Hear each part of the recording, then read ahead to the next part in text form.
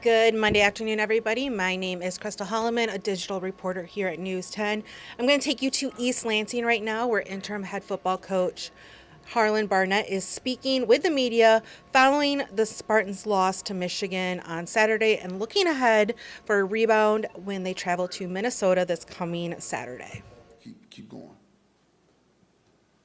H, what'd you learn from the film that you didn't know Saturday night? I hate to keep asking this, but have you had any more guys come in and say they're done? So the first, what did we learn from the film that we didn't know? They did what they did. To be honest with you, they didn't change up much. They were who we thought they were, and our guys, some of our guys, I think the moment might have been big for us, for some of us, because we were young in some areas, and so it was another learning experience. We already had one with Washington playing a top 10 team. You would think we've learned a little bit more than what we have. But it's all a part of the experience, and they're getting better.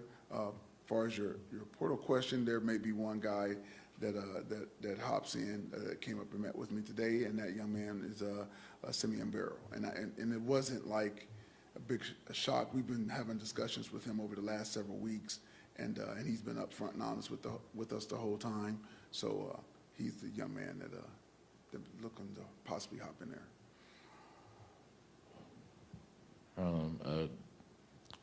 Katin's game, first drive you got moving and the turnover on downs, but what happened with the rest of his game that he was unable to kind of move the ball? And do you see any potential for Sam moving in and getting more snaps moving forward? Good question.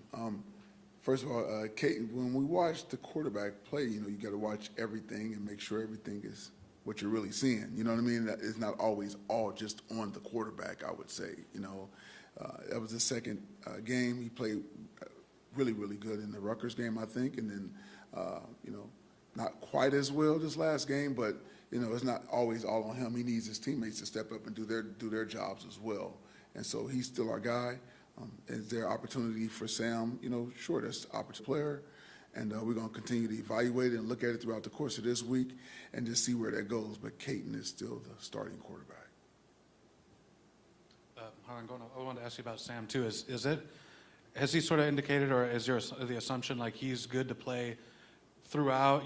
Just with the redshirt rule and him, does that have to be on the top of your mind whenever you throw him in, or has he said I'm good to play out the year, or where do you sort of? Good question. That's something we haven't discussed, he and I.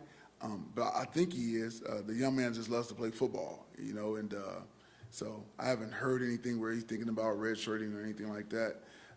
I was talking to the team last week, and I was like, man, a lot of you guys cracked me up with the redshirt thing because a lot of you guys don't even like school. So why are you going to add another year of school? Like, it doesn't make sense. Like, what are y'all saying? So, and a lot of guys want to go to the league in 3 years and all this stuff. So you're talking about adding a red shirt. You're like, where is this coming from? So, but he hasn't said it. I haven't heard either way with him. Maybe I need to talk to him about it. But I know that he loves to play the game of football. So what did you see from him in his couple series, and does he have any traits or anything, I guess, that stand out to you different from Katin or anything like that? Well, I've mentioned before that Sam is very, very confident. He doesn't lack for confidence, and you love that about him.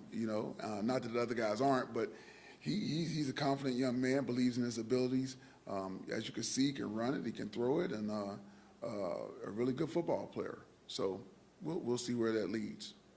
I had one last thing. When you mentioned the conversations with Simeon, so anything you can share about that? I guess because you weren't surprised. So what sort of was he saying to sort of lay the groundwork? I guess, or what?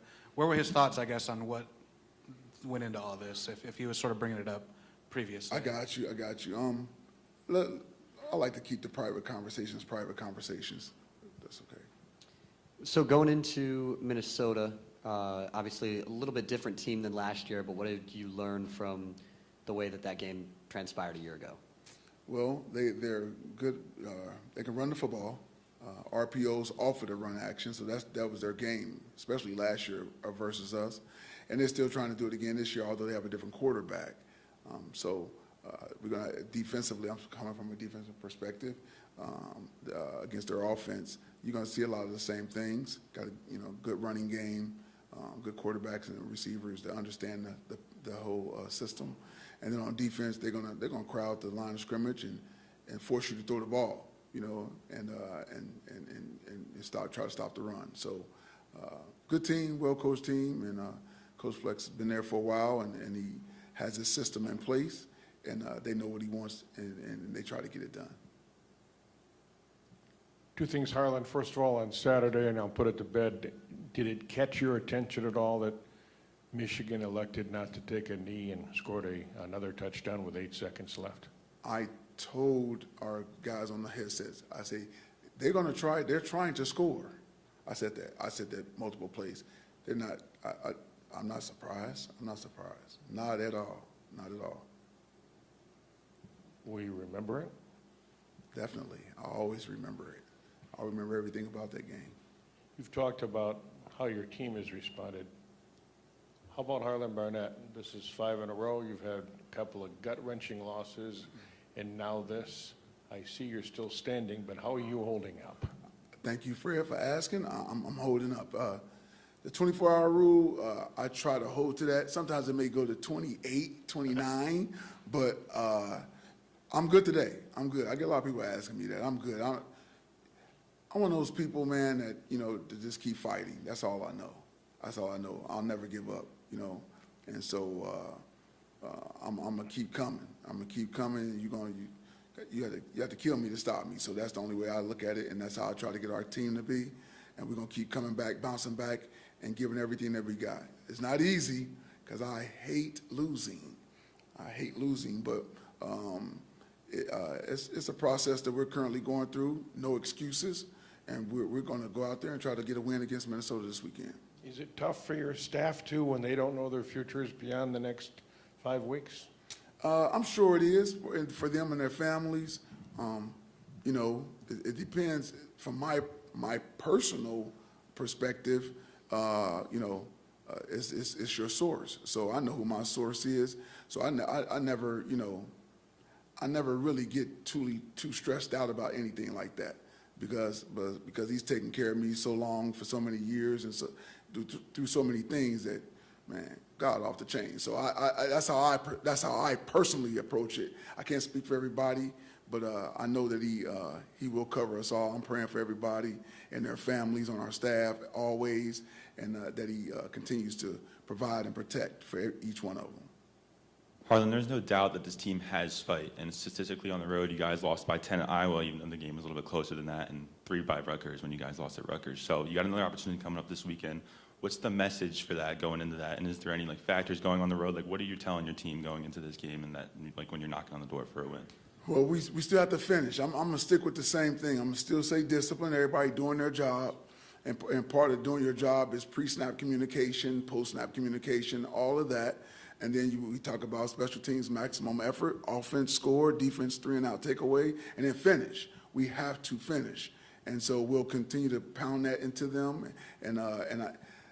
They understand it. They just have to do it. We have to do it, and we just have to keep pounding it and pounding it and pounding it till we actually get it done. So that's the message. Harlan, not to keep harping about Simeon, but do you expect him to make? Is there a timeline for him to make a decision about the portal, and do you expect him to be available on Saturday? I think you know, he may be gone. I think he's going to jump in personally, and that's what it's going to be. Wish him nothing but the best. Okay. And then, you were here in 2016 when everything kind of slid. Is there anything you remember about that losing streak that you can take and apply here? That's something that different situations, but still. That was tough, man. You know, that was really tough because we couldn't figure out totally what is going on. It felt like that, and it does feel like this a little bit right now. What is going on? What's happening? But all you can do is keep trying to get better. You know, I said to the coaching staff this morning, let's just keep coaching these guys up, making them better. Let's improve and get better week to week, and then we'll probably start seeing the results that we're looking for if we just keep coaching them up, don't give up, keep fighting, keep pushing. Harlan, over here. There was a game, you were on the staff, and I think it was 2012 at Minnesota, that Mark D'Antonio used to talk about what an important character game that was the year before the Rose Bowl. Kind of off the radar, end of the year, guys really decided they wanted to play. And I'm wondering, is this sort of last week sort of a season within a season against Michigan? Is this sort of the week where the character gets tested and sort of revealing of who you are in that capacity? It really is, Graham. I believe that, absolutely. This game is a game where the guys that are out there playing for us, you know they are Spartans. They want to be here and give everything that they have. And so, you know, kudos to these guys that are currently with us. They're still fighting and pushing through and showing great resilience. So, yes, this is a game that will, in a lot of ways, define this 2023 season, this game coming up. Wondering about the running game. Nathan struggled to get on track. Noticed that Jalen wasn't in there very much. Can you, between Jalen and Jaron, I guess, kind of how you're viewing those two behind them? Right. Jalen is probably going to be done for the rest of the year. I'm not going to give specifics, but you saw him come off the field, and we wish nothing but the best for him, obviously, in his healing. And it was good to see Jaron Mangum out there running hard and big body, change up back compared to Nate. So it was encouraging to see him out there running the football. I kind of want to go back to Graham's question, and obviously a coach can only do so much to keep the guys together, but who are some of the players that have really stepped up and been vocal in the locker room and just trying to keep this season intact despite everything that's happened up to this point? Absolutely. Our leaders have been Trey Mosley, J.D. Duplain, Nick Saymack, those guys. Derek Harmon has been really good, speaking up. Angelo Gross in so many ways. Even though Cal Holiday doesn't say a whole lot, but he does command respect around the guys. And so those guys are doing a good job at keeping us together and pushing us forward. Aaron, obviously a big recruiting weekend for you guys on Saturday, a lot of prospects on campus. I was wondering how, given the obvious challenge of the situation, how you thought that went, and, you know, with your one kind of big push for this class. It was good pregame. You know, it was good to see all those guys and seeing that they were here and showing genuine interest in Michigan State. And so that was really good. Didn't get a chance to see a lot of them afterwards, obviously. It's just obviously, but you know, they know I'm not trying to go in that locker room now, you know, but at the same time, you can look at it as a recruit, like there's opportunity for me to go there and help. And so, you know, that's the way that I try to look at it concerning the recruiting. And but it was good to see all those guys here. When you play two teams in a row that seem like there's some similarities, at least offensively, with like tight ends and physicality running the football, is there a benefit from some carryover from maybe some things that you emphasized last week that will still be in place this week for a team that's trying to get back on track? Is that a benefit? Absolutely, that is a benefit. You don't have many changes in the plan. You just have to execute the plan better, and wrap and squeeze when you're tackling, run through contact, wrap and squeeze. And so we're going to have to do that because they do a good job of running the football and doing things like that.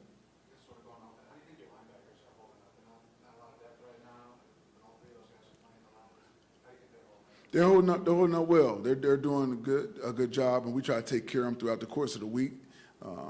They're veterans now. Even Jordan Hall is starting to become like a veteran a little bit.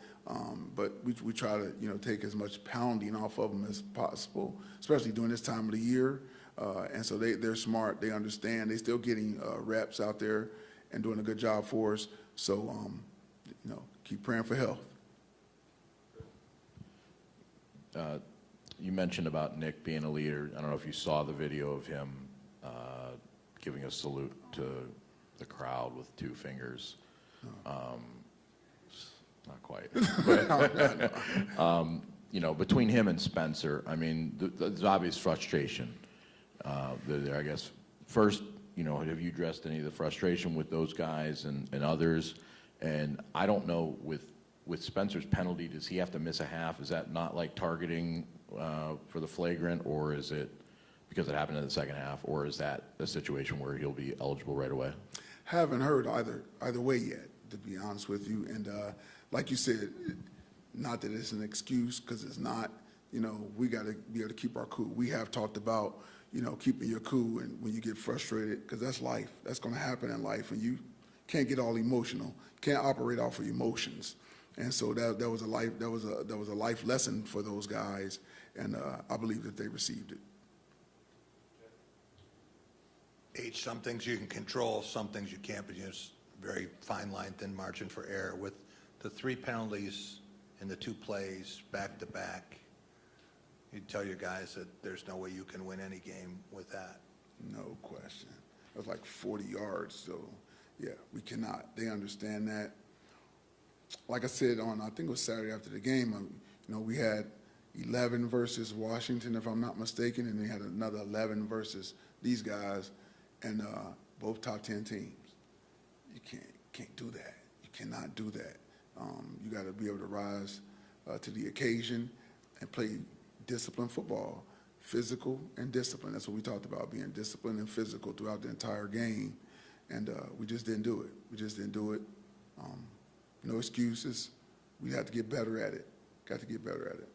Do you know what's causing that? Are guys trying to do too much? Just frustrations? Probably trying to do too much. The game was a big game, and both those were, and I think I don't know. I hate to try to guess and figure out what those guys were thinking and get in their heads, but I do know, just as a former player, that when you have these situations, you live for these situations.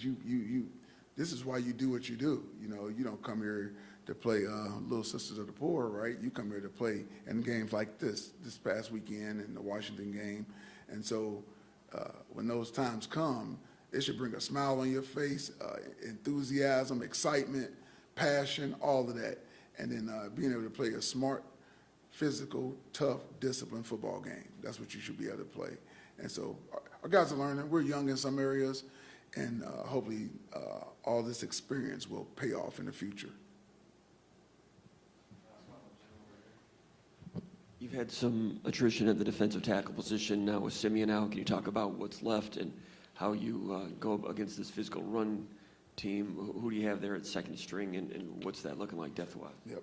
We still have, Derek Harmon. We still have Jalen Sammy, Maverick Hansen, and those guys. And then, Ken Talley has to go in there. We can bring him in there. So we have those guys still available, and we'll use what we have at our disposal. They'll go in there and grind and fight and do whatever they need to do to help us succeed. All right. Thanks, guys.